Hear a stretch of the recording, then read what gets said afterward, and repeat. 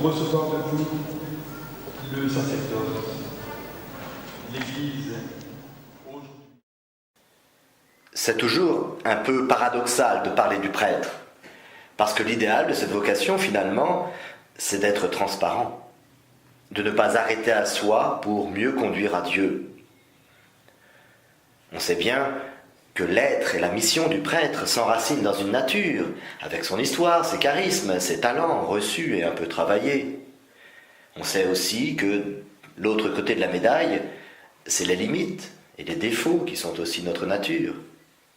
Limites et défauts qui ne nous satisfont pas, mais avec lesquels il faut composer. Avec cette réalité, mais aussi au-delà, il n'en reste pas moins vrai que le prêtre, c'est avant tout quelqu'un qui doit apprendre à s'effacer pour Dieu. Alors parler de lui et illustrer par des images ce qu'il est, c'est presque contre nature. Et c'est en tout cas un peu dangereux.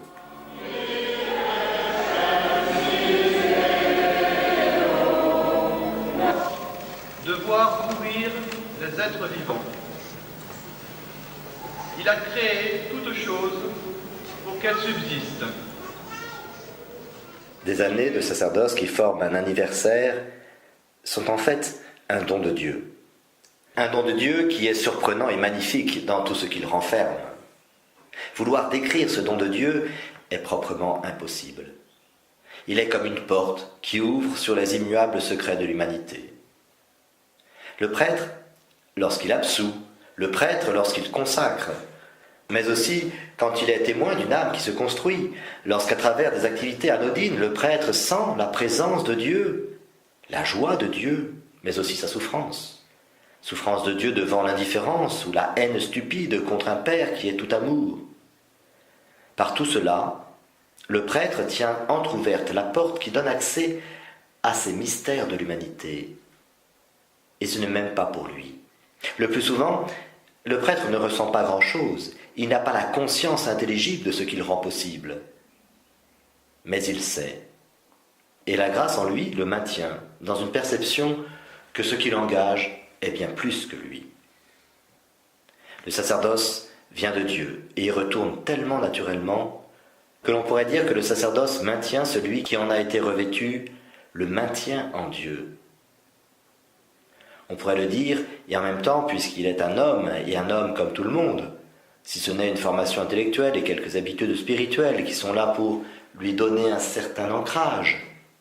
Puisque le prêtre ne reste qu'un homme, il est forcément dépassé par cette présence de Dieu à travers lui.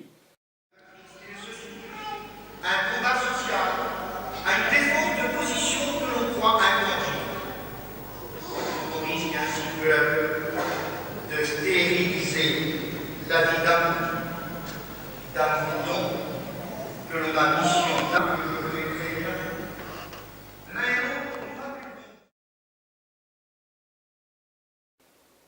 Le mieux, ce qui éclairera toujours davantage, c'est de revenir au Christ. Le Christ Jésus est homme et Dieu. Il ne l'est pas selon les équilibres et les partages que l'on pourrait imaginer, qui entraîneraient forcément une sorte de schizophrénie en lui. Il l'est, a retenu la théologie, en étant 100% homme et 100% Dieu. Et c'est ce dépassement des lois mathématiques qui empêche le Christ Jésus de tomber dans je ne sais quel dédoublement.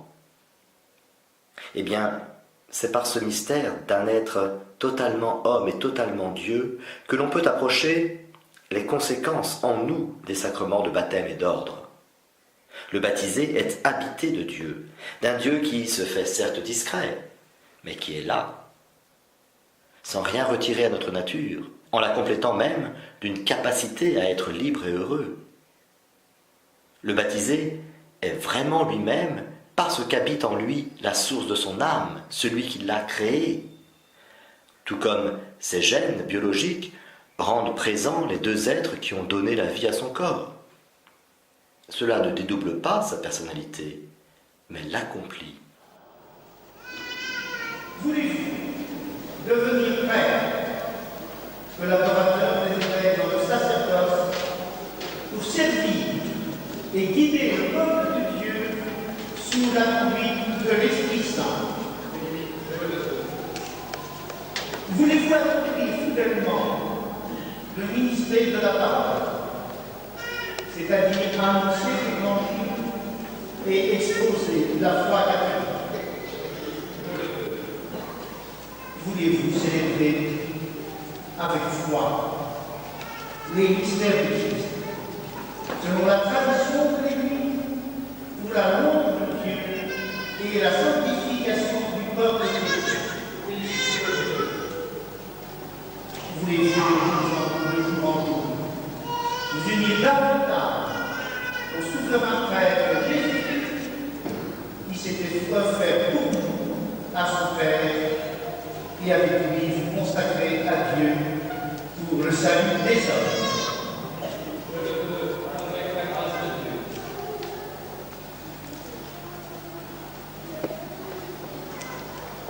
Promettez-vous de vivre en communion avec moi et mes successeurs dans le respect et l'obéissance.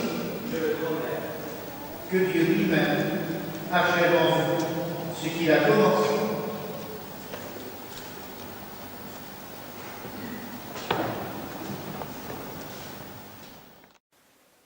Pour le prêtre, la présence de Dieu en lui n'est pas seulement une force d'amour pour faire vivre, comme pour tous les baptisés, mais la présence de Dieu en lui permet, sur des actes précis, à Dieu d'agir pour son humanité.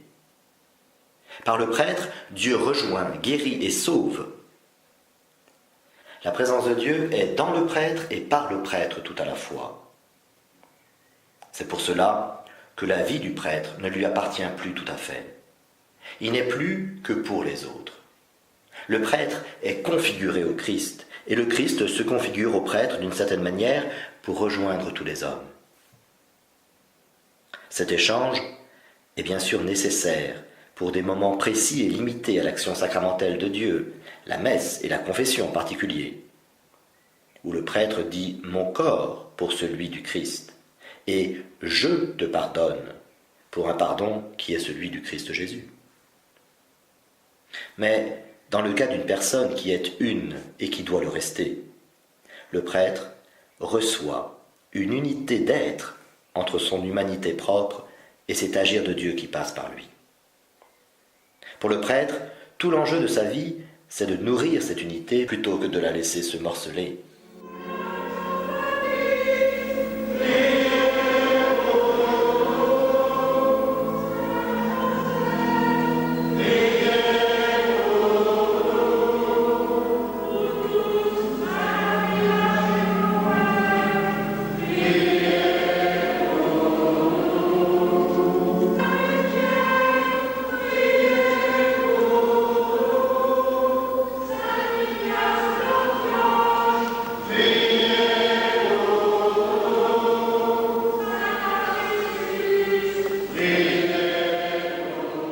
Concrètement, ça veut dire ce que je viens de dire, parce que c'est l'enjeu de la vie spirituelle du prêtre, et que la vie spirituelle est ce qu'il y a de plus concret.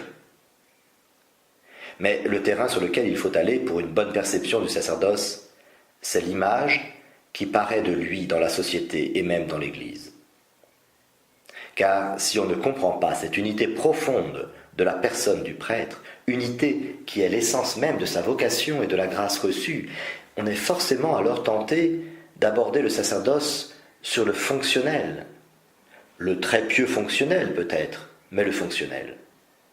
Si on résume le prêtre à ce qu'il fait, alors bien sûr, on ne peut que ressasser toujours les mêmes poncifs, sur le célibat, sur l'originalité de celui qui donne des signes extérieurs d'un être comme les autres, par sa tenue, ses activités humaines, où l'on s'arrêtera sur les expressions un peu personnelles dans la liturgie ou dans son rapport au monde. Tout cela peut faire du buzz. Mais en fait, tout en étant parfois légitime, cela nous éloigne du sacerdoce. Le sacerdoce qui, encore une fois, ne peut être dans sa vérité que le plus transparent possible.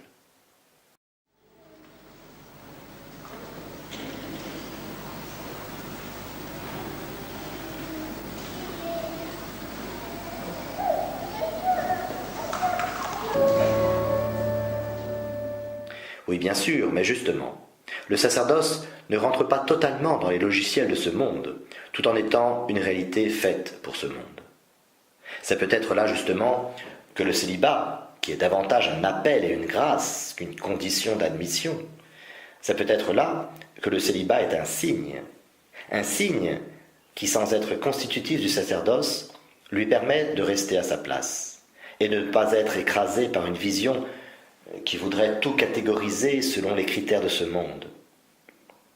Le sacerdoce est trop lié à Dieu dans son origine et dans sa fin pour rentrer complètement dans les cases de ce monde.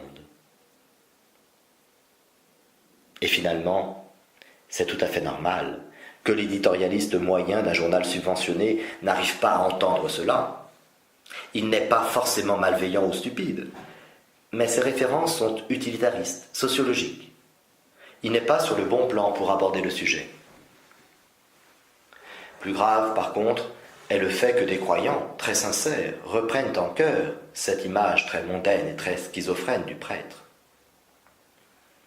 Alors certains, pour le défendre, le mettent hors d'atteinte, sur un piédestal, et d'autres parfois, avec les mêmes intentions, le plaignent et lui souhaitent tous les arrangements de vie pour faire comme tout le monde. De ces deux manières, on dessert le sacerdoce, parce qu'on veut avoir de lui une image claire et référenciée. Mais justement, le prêtre, dans son essence, ne rentre pas dans les cases de ce monde. L'autant prie, mon Père Tout-Puissant, donne à tes serviteurs que voici d'entrer dans l'ordre des prêtres. Répand une nouvelle fois au plus profond de terre l'esprit de sainteté, qu'ils reçoivent de toi, Seigneur, la charge de seconder leur épiscopat, qu'ils incitent à la pureté des mœurs, par l'exemple de leur conduite, qu'ils soient de fidèles collaborateurs des éthers, pour faire parvenir à toute l'humanité le message de l'Évangile. Elle a son importance. L'image qu'il renvoie enracine le prêtre dans la réalité de ce monde, auquel il est entièrement dévoué. Mais pour le prêtre lui-même, comme pour les fidèles qui l'appréhendent, la manière de faire de tel ou tel curé n'est qu'un don secondaire que Dieu lui a donné et qui ne porte du fruit que s'il reste justement secondaire par rapport à l'être. Et pour un prêtre, ce qui maintient l'être à sa première place, c'est la fidélité à ses engagements, fidélité à la prière, à la doctrine et à l'obéissance. Cela, vous le comprenez, n'est pas ce qui peut faire vendre du papier ou qui va rendre célèbre. C'est pourtant l'essentiel du prêtre. C'est sa force et la source de son rayonnement. 25 ans de sacerdoce apprend ainsi l'humilité. Et plus le temps s'écoule, plus l'on saisit que Dieu passe à travers nous, bien au-delà de la perception que l'on peut avoir de nos influences, bien au-delà de nos déceptions ou satisfactions passagères. C'est une expérience rugueuse, mais combien rassurante.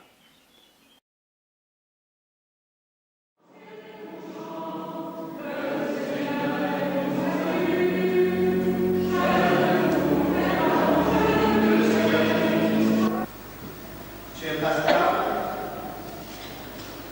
recevez l'offrande du peuple saint pour la présenter à Dieu.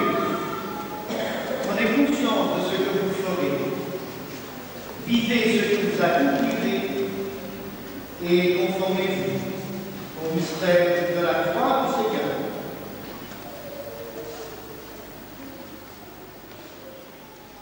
Sans aucun doute, la grâce sacramentelle qu'il a reçue le jour de son ordination, mais aussi sa vocation.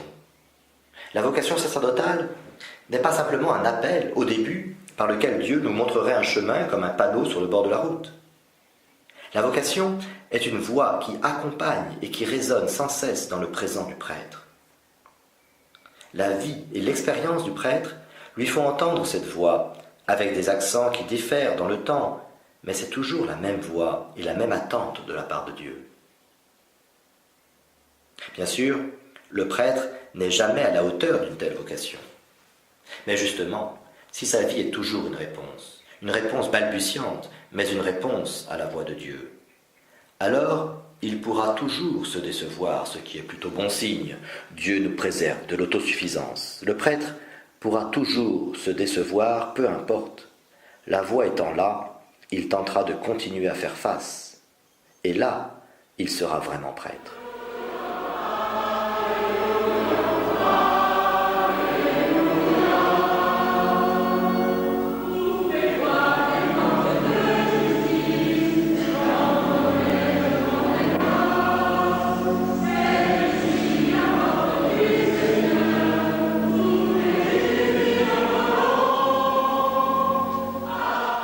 Cette question est essentielle. Tout d'abord pour les jeunes, que Dieu forcément continue d'appeler au sacerdoce. Mais aussi pour le prêtre, qui sa vie durant doit garder le cap, en laissant résonner en lui cet appel fondateur de sa vie. À propos de la vocation, on parle volontiers d'entendre, mais cela touche bien plus directement notre être que par les moyens de nos sens.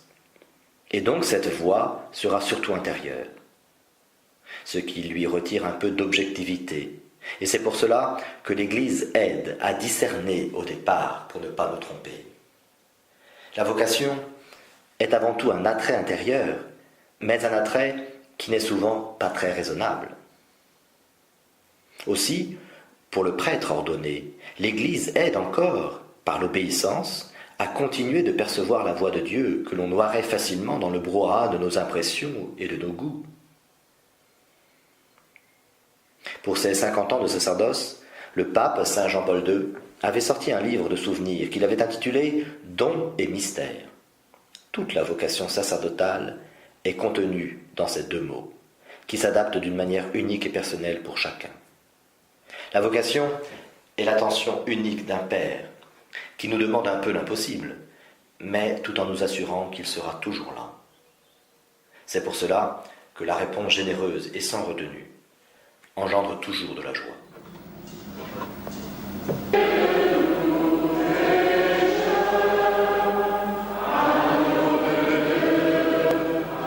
De l'apôtre Saint-Pierre, Dieu a fondé la foi de son Église, que la grâce de foi lève toujours en vous.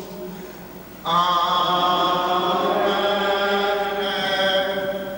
Le Fils et le Saint-Esprit. Amen.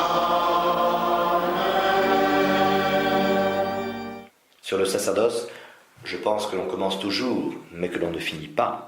Sacerdoce in aeternum, dit l'Épître aux Hébreux. Simplement, pour définir le sacerdoce, quelques mots, que d'après ses hagiographes, saint Norbert aimait à répéter. Ô prêtre, qui es-tu? Tu n'es pas par toi, puisque tu es de rien.